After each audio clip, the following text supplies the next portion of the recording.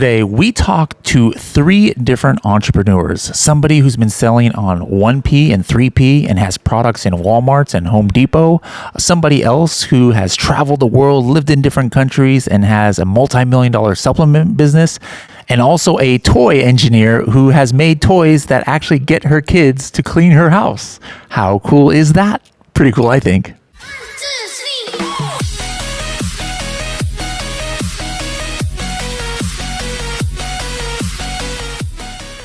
Hello, everybody, and welcome to another episode of the Serious Sellers Podcast by Helium 10. I am your host, Bradley Sutton, and this is the show that's a completely BS-free, organic conversation about serious strategies for serious sellers of any level in the e-commerce world. And speaking of e-com, we are here at E-com Mastery, the first one in Nashville, where we are interviewing different brands and sellers. And I've already done a few interviews here so far with people that I've known and am acquainted with, but now we're going to meet somebody who I just met here. Kim, right? Yes. Kim, why don't you introduce yourself? Like, where are you from? And like, where were you raised? Did you go to university? What did you study? Like some of those basic stuff.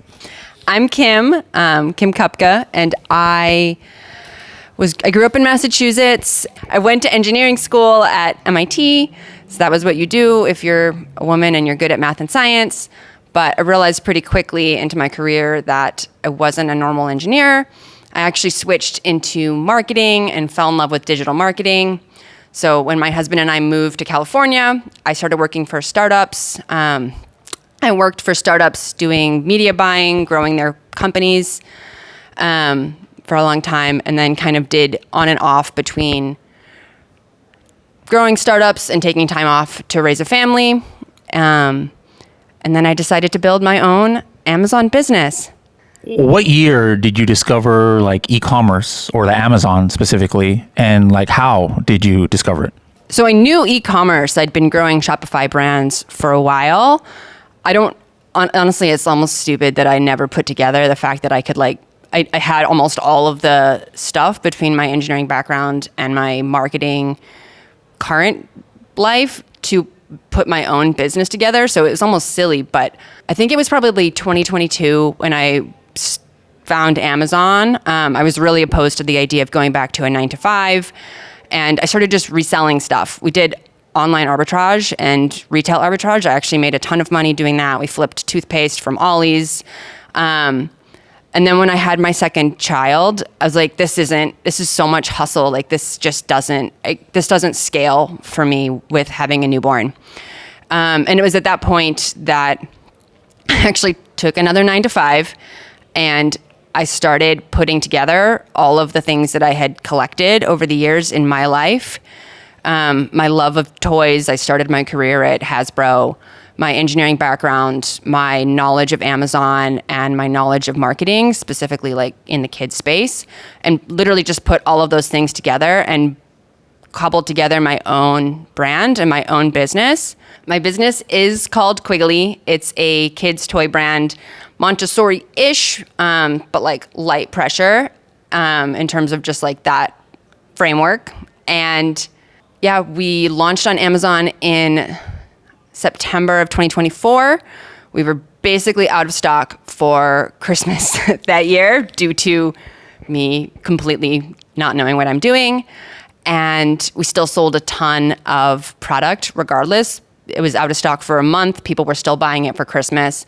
And that's when I knew that I really had something. Last year in 2025, that was our first full year in business. We did $850,000 in revenue. Our best-selling product is a toy spray mop for kids. If you're watching the video version, you can see it here. So that's like a toy mop, but it looks like it's real. Like does it actually function as a mop too? Yeah, it's a toy mop for kids. It's 3 feet tall. It's really meant for toddlers 3 to 5 who really just want to help do the things that their parents are doing every day. And yeah, when I built this product, I contacted manufacturers that make actual mops, and used parts that they had and just resized some of the things and selected different pieces and things to pull together a mop that could be adjusted to a size they had not made before. We've since opened up our own custom tools. Now the handle has my logo in it, But when I first started, I did not invest from a tooling perspective. It was just pulling things together in a unique way. So how did you land upon that original product? Like, it sounds like, first of all, when you were like decided to sell on Amazon, you did have something like a direction in mind.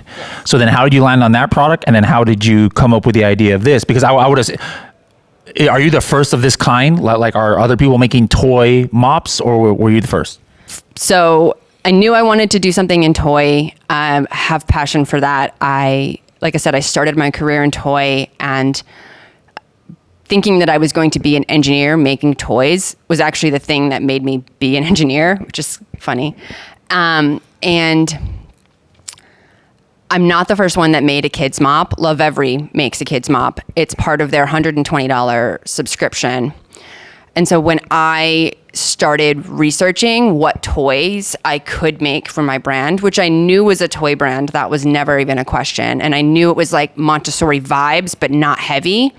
So those were like the constraints. And I used Helium 10, and I was looking at queries, right? Like what we all do.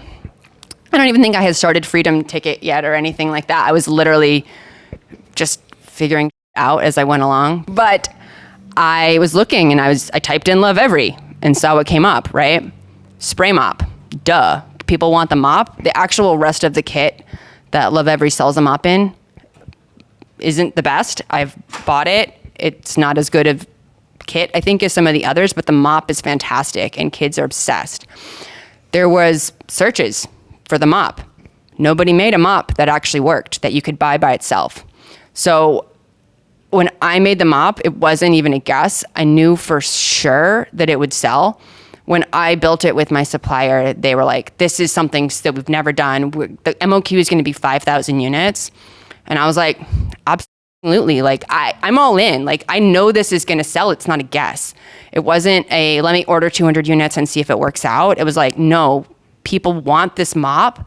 I can see people want this mop, and there's nothing for them. So that's interesting. Now, how many SKUs do you have now? I have 15 ASINs.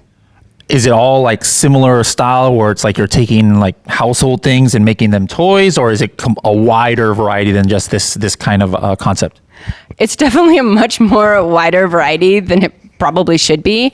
I think as I think about the next year for Quiggly, it's really focus in. The mop is what's worked. It does 80% of our revenue. It's a clear winner. The other products were me kind of throwing darts at a dartboard, which is funny because in retrospect, I like literally didn't need them. I was so sure about the mop. I knew the mop. And what ended up happening was I just started developing things because I actually really like developing product. I'm probably one of the few people that loves that part of the business and I love the product that I make so much that I just started literally making whatever. All the product that we made is custom product. It's not just slap your logo on it, but I really didn't need to make any of those. And so they don't have the product market fit that the mop has. And it came from the problem is in the initial part where I did that research, and then I just started making stuff that I wanted, if that makes sense. How many of the products did you find through Helium 10? And then what is your process in Helium 10? Like are you using black box? You just browsing Cerebro or Magnet, finding keywords instead of products first? Just browsing using X-ray? Talk about that a little bit.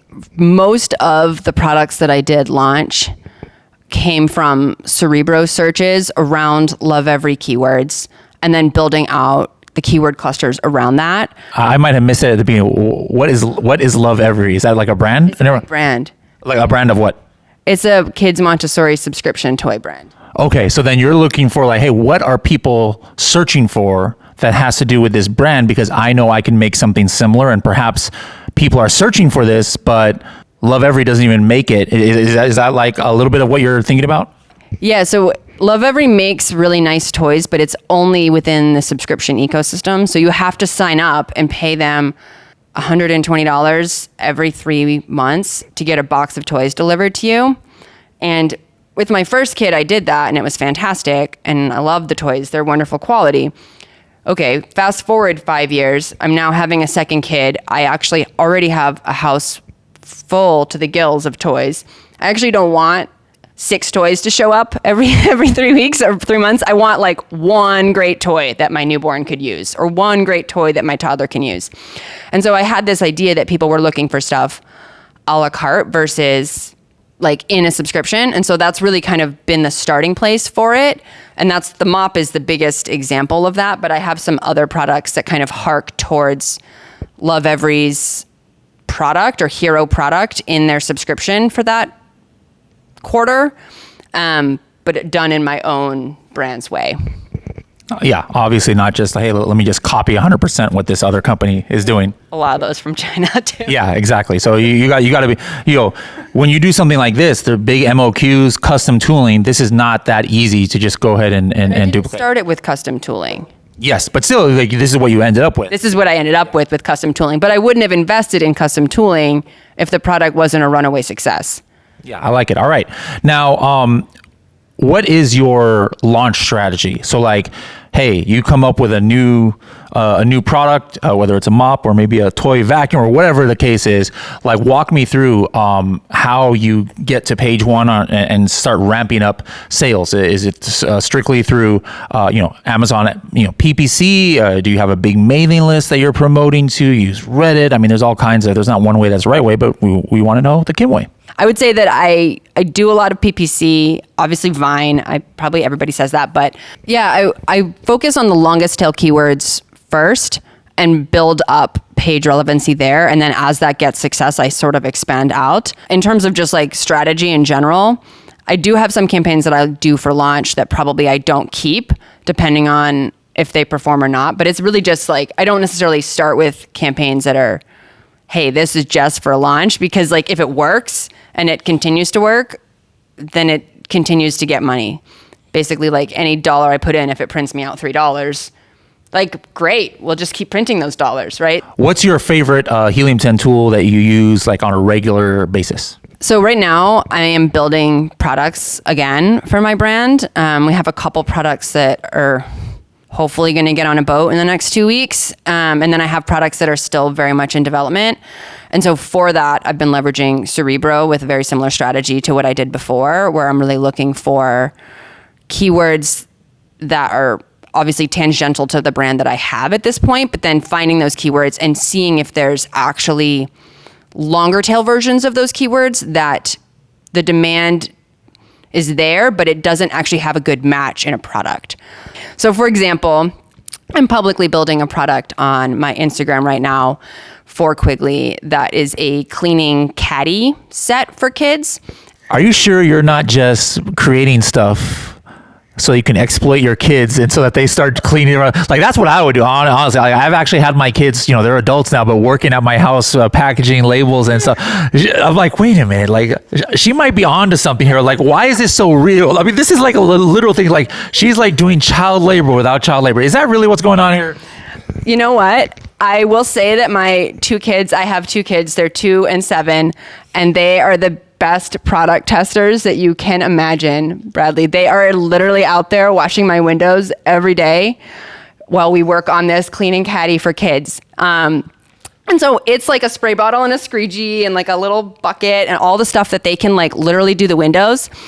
And my daughter, she's 2, she asks to spray every day. She wants to spray the windows.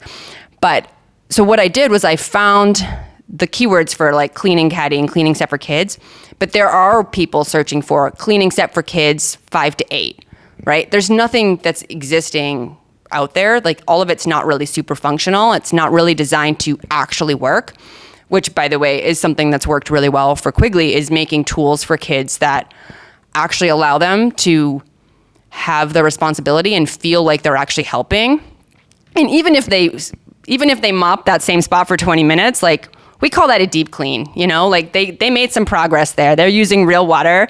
I guess I was answering a question about keywords, so I'll try and pull it back to that. But basically, find long tail keywords, which may not have as much demand as something that we'd want to rank for eventually. But once we get the long tail, then we can expand out. And so if people are looking for cleaning caddy for 5 to 7 or 5 to 8-year-olds, and there's no product that exists, people that are looking for just cleaning set for kids probably also want that 5 to 8-year-old product that doesn't exist. Where do you live now? That's a It's a great question. We live in Costa Rica. So that's been one of the amazing things about having my own business and being able to set my own time. We spent most of 2025 traveling the world with my 2 kids. We spent most of it in Asia. We went to Bali, Vietnam, the Philippines. We visited our vendors in China. Then we went to Europe and kind of explored Italy and France a little bit, and ended up landing in Costa Rica. And we've been there for 7 months now, and we live a couple blocks from the beach, and it's amazing. Does your husband work remotely, or are you just supporting the whole family with this business, or how's that situation? Yeah, our Amazon business, it covers the whole family. My husband does a lot of work taking care of the kids, and then he helps with the finances, which is fantastic because if he didn't, I don't think anybody would be looking at that. It's not my strength. And we've been able to live off of just our Amazon business. Obviously, we've had an amazing year of growth, but it's really allowed us to have the freedom to be location and time independent.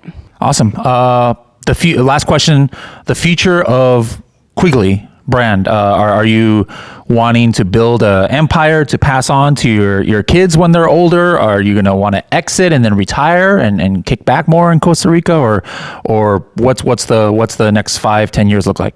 I want to build it bigger. I think there's a lot more that we can do. I think I've really fallen in love with the idea of giving kids functional tools that they can actually use that make them feel empowered. I know you say that I'm a child labor advocate, but if you've watched a 2-year-old clean the windows and feel like they actually cleaned the windows, that's really empowering for someone that young, right? And so I think that there's something really special about that, and I really love that about what I'm doing. I know I'm selling toys for kids, but at the end of the day, it's actually helping families and helping kids feel like they're a valuable part of their family, even when they're really young. And if I didn't have Quiggly, I would be building something else because that's the only thing that I know how to do. I think one of the things that I learned when we were traveling full time and I wasn't putting my heart and soul into building bigger is that I actually need to do that for me. And so whether I do sell Quiggly someday or whether I don't, I will always be building something. Awesome. Well, I wish you success in whatever that something is, and let's meet at Ecom Mastery or some other event next year, and let's see where you're at in your journey. Amazing! I can't wait. I'll be crushing it. I love it. Just hashtag crushing it right here on my shirt. All right. Next up, we've got somebody else who I just met here. So why don't you introduce yourself, where you're born and raised, where you went to college, what you studied, just some basics stuff like that. Okay, great. Thanks, Bradley. I'm Damon. Let's see. I grew up in Florida, and I did my undergraduate in Florida. But after that, I've sort of been all over the world since about 2010. University of Florida. Gator. That's right, Florida Gators. But I did my master's degree in England. I spent a few years bouncing around Europe, and after that moved over to East Asia, where I worked there for a few years. And now I live in Mexico City. The reason why it's part of my e-commerce story is that, when you move to a new country like Mexico, you have to find something to occupy your time. And for me, there wasn't really a local option. And so I sort of had to manifest and manufacture my own. And that's how I got really deep in the entrepreneurial space. Obviously, moving to UK, you already spoke English, growing up in Florida. Were you in Korea long enough to learn Korean? Have you been in Mexico long enough to learn Spanish? In Korea, I learned just baby Korean. I could... Jokum? Jokum. Exactly. Good for you. That's amazing. Yeah, enough to... I joke again to get food in my mouth, get a taxi to home, and tell a girl that she's pretty. But that was the extent of it. But I came out of that Korean experience feeling very embarrassed about my language abilities. I lived there for 2 years, long enough to make really, really amazing friendships, but not with the capacity to go super deep. And I felt really ashamed about that. So when I went to Mexico, I took a very concerted effort to learn Spanish, and I enrolled in 2 full years of immersion language classes. And people say, oh yeah, I took high school Spanish or whatever, but I promise you, it's very different when you have to learn it properly. Yeah, you're in Mexico, you start hearing stuff like "No mames, way." It's not exactly what you learn in Spanish class. Precisely, no manches. Yes, that's the better way. I think the way I said it was a little bit vulgar. But anyways, I'll be going there soon for World Cup, so I'm excited to watch Korea play in Mexico. Did you really get tickets? Like, I recruited all my friends who are either lived in Mexico or lived in Korea to try to go together, and we were not lucky.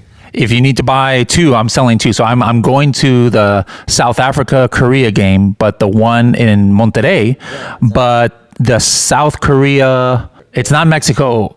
Who's the other team in the group? Do you know? I don't. In Guadalajara, there it's Mexico, South Korea. Yeah. So there's another one. The South Korea is playing 3 games down there, and I'm going to one, and then the other one is Mexico that I'm not going to, and there's another team, and I have tickets to that one, and I'm going to sell it. So if you want those tickets, let me know, and we'll say yes. Okay, so now, what year did you launch your first Amazon product? What was it, and how did it go? Oh boy, this was back in 2015. So gosh, when I moved to San Francisco, I was feeling a little bit sore about myself.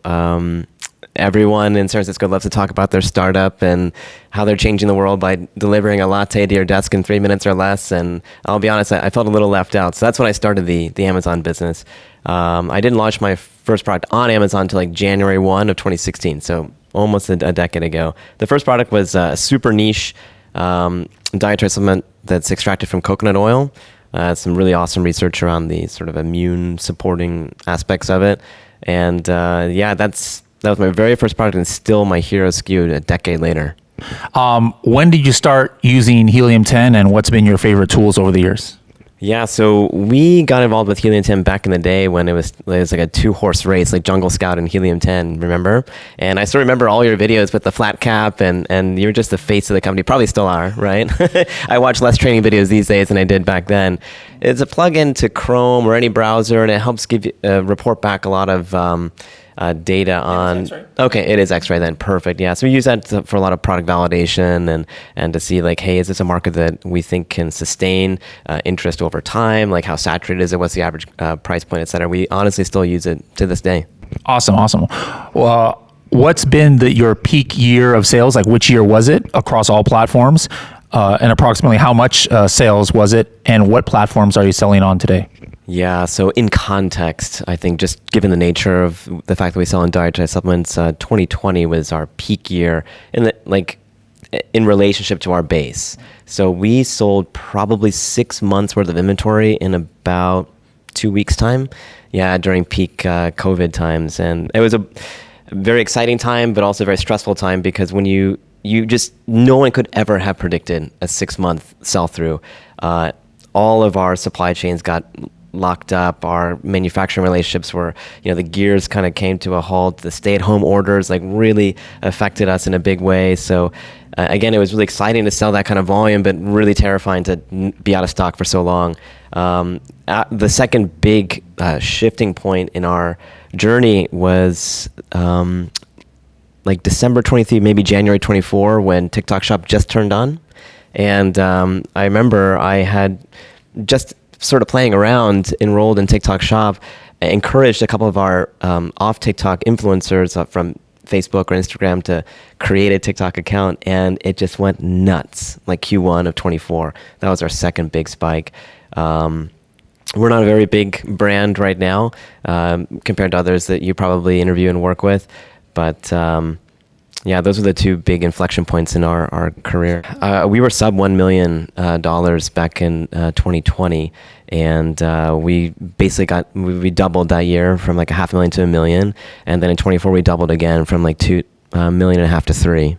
Supplements obviously is one of the most competitive niches, stereotypically and typically. That's not a unfounded stereotype. How do you compete? How do you maintain market share on TikTok Shop, on Amazon, when it's so difficult to really stand out in this kind of niche? Yeah, I think Hormozi says it best when he says the riches are in the niches. And so we do try to niche down as best as possible when it comes to our ingredient selection, our selection of our target ICPs, how we position our products. And another Hormozy adage, which we've really leaned into recently, is like solving the next problem, right? So let's say you have a immune support product and it solves like a superficial problem, but maybe what's contributing to this immune issue is a sleep issue, right? And so maybe you introduce like a sleep supplement. And then actually what's impacting your sleep is like a little bit of like anxiety that you might be experiencing. So you can introduce an anxiety supplement. You wouldn't use that language, of course, but the point is you try to draw a connection like a chain from one product to the next to logically uncover the next problem and therefore the next solution. I like that. What's some quick hitting strategies that you can give that you think is not just, hey, this is just run of the mill kind of stuff, but something that, maybe you're in the 1, 2, 3% who are actually utilizing this strategy, something unique? I didn't see you in Prosper. I think you skipped it this year. Wow. Well, I gave a presentation. I was in Korea, actually, during Prosper. Amazing. Yeah, Korea, it would have been my choice as well. I gave a presentation around what we're doing with AEO, right? So answer engine optimization, a big topic this week. And we've really leaned into a lot of the automations to help support that for us. So you've probably read .com Secrets, Russell Brunson's like the ClickFunnels guy.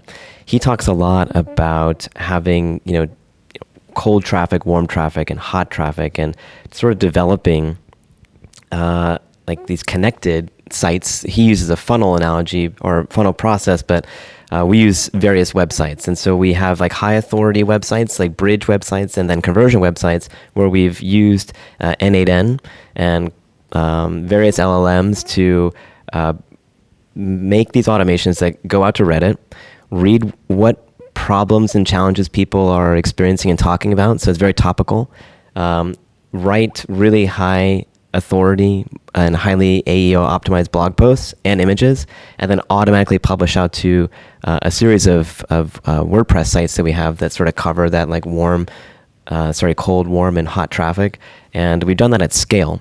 And we've produced several hundred high authority blogs that have been producing amazing traffic. And I forget the statistics off the top of my head now, but I know that we've seen like AI or LLM specific traffic more than double to our Shopify site.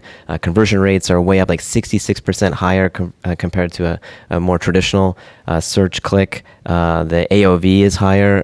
It's just proven like what we hear in theory, which is like, hey, AI-driven traffic is more trustworthy, stickier, has lower bounce rates, etc.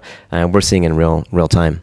So for somebody who's just getting into it, maybe hasn't studied it for a long time like yourself or doesn't have fancy tools, what would be the first step in trying to start making sure that their brand gets a little bit more visibility there? The easiest hack I think that we heard this week, and we've actually seen it ourselves, is just getting back to the fundamentals. A press release can do a lot for your visibility in LLMs.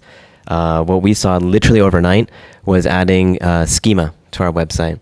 So we had added the llms.txt file several months ago and didn't really see much action there.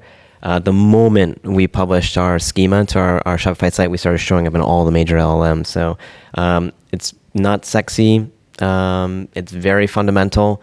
You just got to do the work, publish a few blogs, answer the question in the first 60 words, be very succinct, short, crisp, modular answers, publish a few press releases a month, try to get involved in Reddit a little bit. Don't be salesy, try to be helpful, add value, but also try to help guide the conversation towards maybe your particular product or industry or ingredient. And with time, I think it all adds up. What's the future hold for your brand? What's the goals? Do you want to just do something, then retire in either Korea or Mexico, or you just want to build this up to be, the next goalie or something, like some, gargantuan empire? What's your why, kind of like, or what's your future? Look, what got me started actually was reading The 4-Hour Workweek by Tim Ferriss, and the spirit of that whole book is about producing passive income businesses. And I'm a big believer that I would rather have a $1 million business with 50% margins versus a $100 million business with like 5% margins. The math is all the same, right? The net value at the end of the day is the same. Just the headache and the sheer scale of the complexity is very, very different. So although it feels very good to say big numbers, I try to contain myself and really try to focus on like, hey, the why, right? Make an impact, improve the lives of both the customers and the people that I get to work with, and try my best to have a little bit more of a balance between work and life, so that I can actually enjoy the time I have. I get a lot of grief from my wife right now that I'm not always present and not always there, and I'd like to do more of that. Yes, awesome. All right. Well, thank you for sharing your story, and maybe next year Ecom Mastery, or maybe if I go back to Prosper, another show, love to catch up and see how you're doing with your goals. Thanks a lot, Bradley. Thank you. All right. Next up, we have another guest who I've never met in person before, just like the last one. So let's get to meet her. So please state your name. Where were you born and raised? What did you study in college? Where did you go to college? Just some basics about you first. So my name's Sadie Redinger. I'm from Kansas, small town Kansas, actually. And as soon as I turned 18, got the heck out of there. So I went to school actually in Savannah College of Art and Design and studied costume design. So first 13 years of my adult career, I worked in costumes and film and television. And then after that, got tired of the hours and stress, so decided to leave. I traveled for 2 years just trying to figure out life. My partner at the time was doing Amazon FBA. So I started learning optimizations and marketing and things like that from him, and was like, well, I don't want to take that step yet to sell my own product, but I actually knew somebody who was trying to get their company, well, they were on Amazon, but they were trying to better their sales. So I was like, well, it's kind of a win-win. Let me practice on your listings, and then we'll go from there. So then that's how I started getting, they did like 3-month contracts with me where I would do about 10 product optimizations in that time. And then the sales went up, so they brought me on full time. I was with them for 7 years, and then back at the end of 2023, my current company reached out to me. Their recruiter found me on LinkedIn and reached out. They needed a director of e-commerce, so that's where I'm at now. So it sounds like you've been in like the Amazon world for 9-10 years about? Yeah, about 10 years. Okay. What has been the biggest things that have changed for those of us, have a long list of things for those of us who have been in the game 9-10 years? What has affected you as far as how you operate? I've always dealt with Vendor Central. So both of my companies sell on Vendor Central. When I first started doing item optimizations, it was a fairly simple process. And now, especially when you have a bunch of third-party sellers on there as well, and you're competing for that, right? Like who's winning the contributions. And so I do a lot of research, and especially now, like going through AI and using Rufus and Cosmo to update my listings. But then I'm not winning the contributions, especially with my company now, because we just started on Amazon as our company owning it, and third-party sellers have been on Amazon for years before us. So they're winning that contribution. So that's one thing. And marketing, just marketing tactics. Before we started out with mainly just PPC, but then at my last company, adding in DSP and OTT and all of that, just seeing how much that has changed and grown. I mean, I'm sure you noticed too during COVID, how things changed on Amazon real quick. So that's, yeah. What you mentioned is something that a lot more companies nowadays are going through, and that's the transition from 1P to 3P. Can you talk about some of the biggest changes and differences? A lot of the 3P sellers have no idea what is the difference, and then a lot of the 1P sellers don't know what's in store for them. So what has been the biggest learning curves or biggest differences between those two models for you? So on the 1P side, it's where Amazon orders through bulk POs, and then we have allowances deducted, so that basically it's what the seller fees are on FBA. That's what our allowances are. The thing is with Seller Central, you're saying like what's going into their warehouses for the most part. I mean, I know they have their limits, but you are guaranteeing yourself that you're going to have inventory in stock at their fulfillment centers, where on the 1P side, unless you're doing direct fulfillment, which is the direct to consumer shipping, you might not have an active listing, even though the product's available, but Amazon's system is not deeming it as relevant to bring in to their fulfillment centers. What is the like gross revenue of all the Amazon brands you're currently managing now? And then like how much, approximately advertising spend do you have to do? So last year, and that was really our first year selling one of our brands for a whole year. And so two of our major brands we were selling on Amazon, we closed out between 5 and 6 million for those two.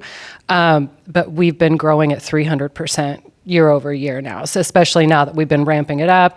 And so I always go for a 10% marketing spend to keep us there. And for your marketing, are you using PackView now? Yes. Is it just for Amazon? Are you doing other kinds of retail media out there or other platforms? With PackView, no, just Amazon right now. We are getting started on Walmart fulfillment services. And we're also on the 1P side of Walmart as well. So we do have some Walmart Connect campaigns, but they're nothing compared to the spend that we do on Amazon. What's your current launch strategy for a new product under one of the brands? Like, are you trying to just get new traffic, using advertising? Are you marketing to a big set of your, like existing lists and existing customers to get that initial momentum? Walk me through your launch strategy. So as far as, our in-store sales are obviously our largest amount of sales for the company. So for them, yes, they're going and, talking to the buyers and things like that. For Amazon, we've used the Born to Run program where that's the seller generated POs, but on the 1P side, but if you don't sell through the inventory that you sent, you get a chargeback of 25% off of that, or you pay to get it returned back to your warehouse, which we did that. It was successful to us. But along with that, we have to do a promotion and we have, a marketing strategy with some of our other items. When we launch something new, it's like kind of just growing off of something that was already there. So if we can do variations, that's really helpful. Updating our Amazon brand store with, what's new in our product line, that's another strategy that we use. Anything unique you guys are doing on the advertising side, whether it's, because of something that PackView has, or it's just your own like strategies you've been doing? Something that has been really like a really good return for us is using, it's through PackView, but it's Amazon's Performance Plus and Brand Plus in their marketing. So that's where their AI is choosing the targeting for you. Our ROAS has been amazing with those two things. And then also, I just started a campaign with, it's the share of voice on sponsored brands. I can't tell you how that's performing just yet because I just launched it recently. But, I try to have a very well-rounded marketing where it's like we always have some auto campaigns going for keyword harvesting and things like that. I will do single product, single keyword on items that I know, have really good growth and like, let's own that search term. And then, also just trying to protect our brand because we are big brands in the lawn and garden category and there's a lot of competition. So really strong brand marketing as well. Biggest learnings so far at this conference, and is this something regular that you do, like go to Amazon conferences? What was your goal when you came here? So I had been going to the Prosper show. I've done Amazon Unboxed for their marketing. At my last company, I would go to the Amazon conferences for the home category because that's what I was in. So I do go to conferences. This one was different with it being AI. I took Juana's week-long masterclass of AI mastery for Amazon, and that really has done some really good things for my listings. So I wanted to expand my knowledge in AI and see what tools I can use to better our listings and sales and just more brand exposure through it as well.